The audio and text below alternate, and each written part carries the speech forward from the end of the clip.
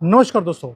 आपको याद होगा कि मैंने 2-3 वीडियोस बनाई हैं, जहाँ पर यूरोपियन जो पार्लियामेंटेरियंस हैं, प्राइम मिनिस्टर्स हैं, उन्होंने दुनिया को बोलना शुरू कर दिया कि हमें ये जो बीमारी है, मुसलमान नाम की, हमें नहीं चाहिए।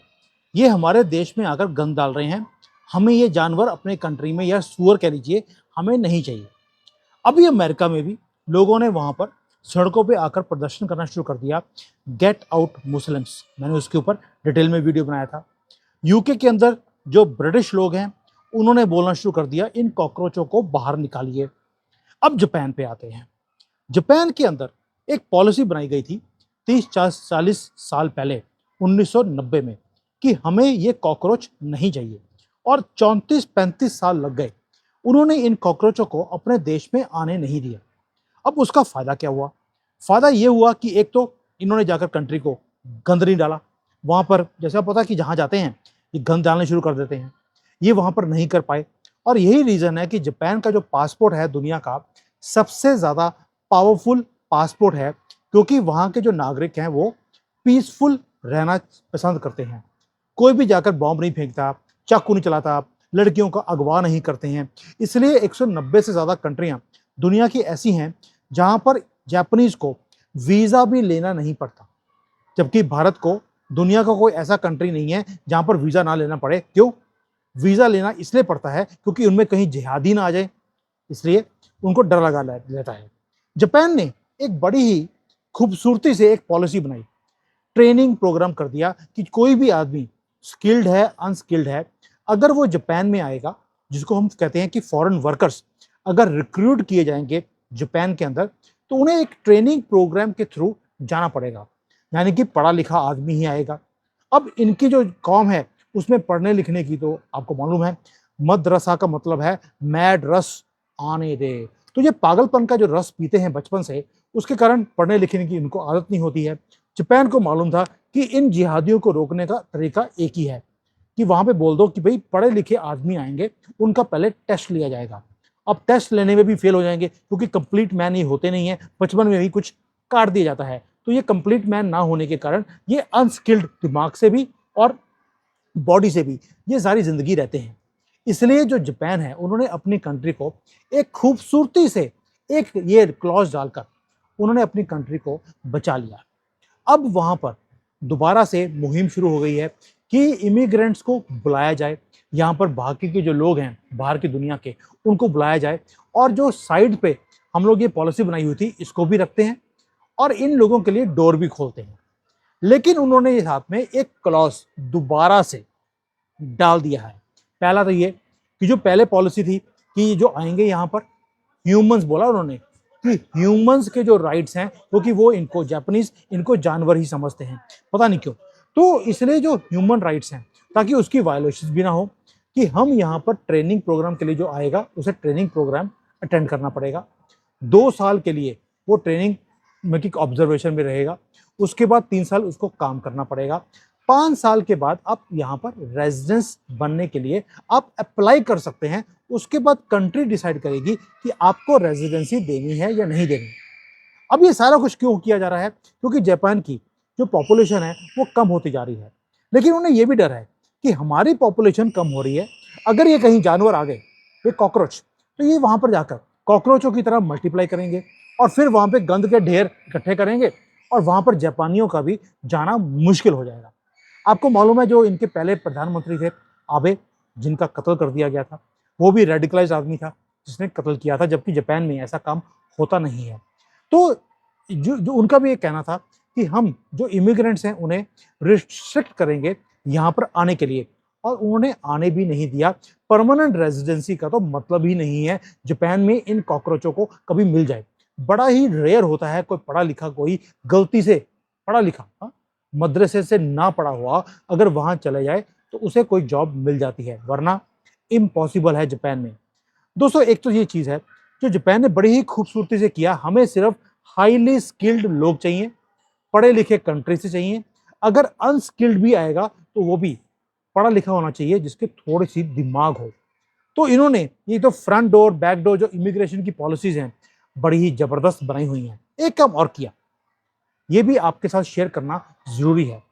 अगर किसी ने जापान में आकर अपने टैक्सेस को पे नहीं किया, इंश्योरेंस के प्रीमियम नहीं भरे, जो कलेक्टिव इनकी सोशल सिक्योरिटी होती है उसके ऊपर इन्होंने कंट्रीब्यूट नहीं किया, तो उसे धक्के मार के बाहर निकाल दिया जाता है, उसे परमानेंट रेजिडेंसी नहीं मिलती है, जॉब से भी हाथ धोने पड़ते हैं। यानी कि आपको कंट्री की तरक्की के लिए आपको कुछ ना कुछ कंट्रीब्यूट करना पड़ेगा टैक्सेस के दौर पर। अगर नहीं किया है तो आप इस कंट्री में रहने के लायक ही नहीं है। भाई आपको नहीं लगता ये पॉलिसी भारत में इंप्लीमेंट होनी चाहिए? मैं क्यों वीडियो बना रहा हूँ कि जापान ने भी हमें रास्ता दिखा दिया, जिस तरह से इजराइल ने और चाइना ने हमें रास्ता दिखाया है इन जिहादियों का इलाज कैसे किया जाए, इन्हें कंट्रोल कैसे किया जाए, इन्हें धक्के मार के अपने कंट्री से बाहर निकाला कैसे जाए। वैसे ही जापान ने बताया है कि अगर ये आपकी कंट्री में कोई भी कंट्रीब्यूशन नहीं करते हैं, इनके राइट्स छीन लिए जाने चाहिए और ये कहीं कंट्रीब्यूट करें सिवाय जिहाद के ये कुछ भी कंट्रीब्यूट नहीं कर सकते। इसलिए ये पॉलिसीज को बनाया जा रहा है। ताइवान हो, साउथ कोरिया हो, जापान हो, इन्होंने बड़ा ही क्लियर एक लाइन बनाई हुई है, हमें ये जिहादी नहीं चाहिए। इसलिए कभी भी आपने ताइवान, साउथ कोरिया, जापान में इनकी हरकतें सुनी नहीं होंगी। क्यों? वहां पर जो लॉज हैं बहुत ही ज्यादा स्ट्रिक्ट हैं इमिग्रेशन को लेकर, इवन की जॉब्स के लिए जो बाकी की दुनिया से लोगों को, मैं लोग बोल रहा हूँ, जानवर नहीं बोल रहा, जो लोगों को वहां पर आने की परमिशन दी जाती है, बड़ी ही सोच समझ कर ये पॉलिसीज को बनाया जाता है। और आपने कभी भी सुना नहीं होगा कि इन कंट्रीज में इलीगली को चला गया। चीजें बड़ी स्ट्रिक्ट हैं, ना चाइना में कोई आता है, इतना बड़ा बॉर्डर है, 18 कंट्रियां लगती हैं, एक भी आदमी आपको इलीगल चाइना के अंदर घुसता हुआ आपको दिखाई नहीं देता, सुनाई नहीं देता है। क्यों? ऐसा क्या चक्कर है कि पूरे बॉर्डर के ऊपर कहीं भी फेंसिंग नहीं है, पूरे चाइना के बॉर्डर के ऊपर, लेकिन एक भी जिहादी वहां पर घुसने की हिम्मत नहीं करता। ऐसा क्या चक्कर है? ये सारे भारत में चारों तरफ से आने की कोशिश करते हैं और सफल भी हो जाते हैं। आप 10-15 को पकड़ के बाहर फेंकते हैं, वो फिर 50 इकट्ठे करके दोबारा से आ जाते हैं। ये इन कंट्रीज में आने की हिम्मत क्यों नहीं करते? क्योंकि वहां पे लॉज स्ट्रिक्ट है। मोदी जी आपके पास 10 साल थे, आप ये सारी चीजें इंप्लीमेंट कर सकते थे, आपने नहीं करी, इसलिए हिंदू गुस्सा है। आपकी हो सकता है मजबूरियां हो जो हमें नहीं पता, लेकिन आपने ये चीजें अपने नाक के नीचे होने दी। वो यहाँ पर आकर आधार कार्ड भी बना गए, उन्होंने वोटिंग के लिए अपने वोटर कार्ड भी बना लिया, राशन कार्ड बना लिए, आपसे फ्री राशन भी लिया और आपको एक भी वोट नहीं दिया। क्या आपको इनकी जो ये रेजिडेंसी के जो स्टेटस है, क्या आपको रिवोक नहीं करने चाहिए थे? क्या आपको लॉज ऐसे नहीं बनाने चाहिए थे कि ये कॉकरोच आए हैं, इनके पकड़ के इनको परमानेंटली वापस भेजा जाए? अगर जापान, कोरिया, ईरान बोल दिया, ये ताइवान, चाइना, इजराइल, ये सारी कंट्रीज इन चीजों को बड़े खूबसूरती से इंप्लीमेंट कर सकती हैं, आप क्यों नहीं कर सकते? अब जब बीजेपी वालों से मैं बात करता हूँ, वो कहते हैं कि यार चाइना वाले इसलिए इंप्लीमेंट कर सकते हैं क्योंकि वो एक कम्युनिस्ट कंट्री है। ताइवान तो कम्युनिस्ट कंट्री नहीं है, ना जापान है, ना साउथ कोरिया है, ना इजराइल है, उन्होंने कैसे इंप्लीमेंट कर लिया?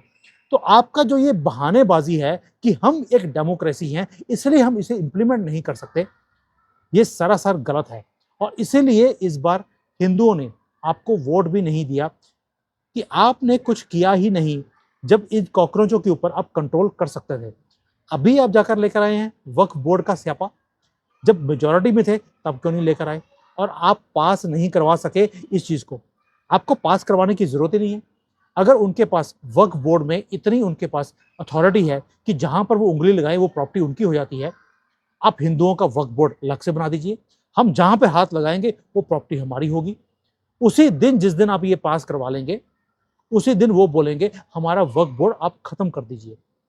जैसे उनके पास मुसलमान का पर्सनल लॉ बोर्ड है, उनकी अपनी कोर्ट्स हैं, आप हिंदुओं का पर्सनल लॉ बना दीजिए, सारी प्रॉब्लम का हल उसी दिन निकल जाएगा। ये खुद बोलेंगे हमें मुसलमान पर्सनल लॉ नहीं चाहिए। क्यों? उसके बाद ये जो सुप्रीम कोर्ट है वही बिका हुआ चंद्रचूड़ और इसकी कबाल, ये जीरो हो जाएंगे, क्योंकि हिंदू अपने लॉ बोर्ड में जाएगा, मुसलमान अपने वालों में जाएगा, इनके पास कौन जाएगा? कोई भी नहीं। इनकी दुकानदारी भी बंद हो जाएगी। इसलिए स्यापे को खत्म करने का एक ही तरीका होता है। मैं कॉर्पोरेट का आदमी हूं, जब प्रॉब्लम को सॉल्व ना कर पाइए तो आपको एक काम करना पड़ता है, आप एक और लंबी प्रॉब्लम को खड़ा कर देते हैं। जो पुरानी प्रॉब्लम होती है वो छोटी हो जाती है, अपने आप सॉल्व भी हो जाती है।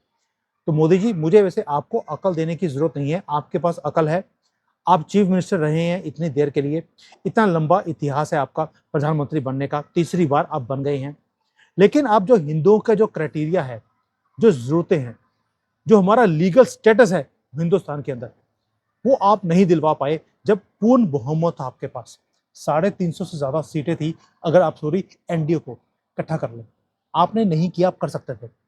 उम्मीद है कि इस वीडियो से आपको समझ आएगा कि हिंदुओं के लिए आपको क्या करना चाहिए। जो स्पेसिफाइड स्किल्ड लेबर का जो काम है, किसी के पास हुनर है, भारत में आ सकता है।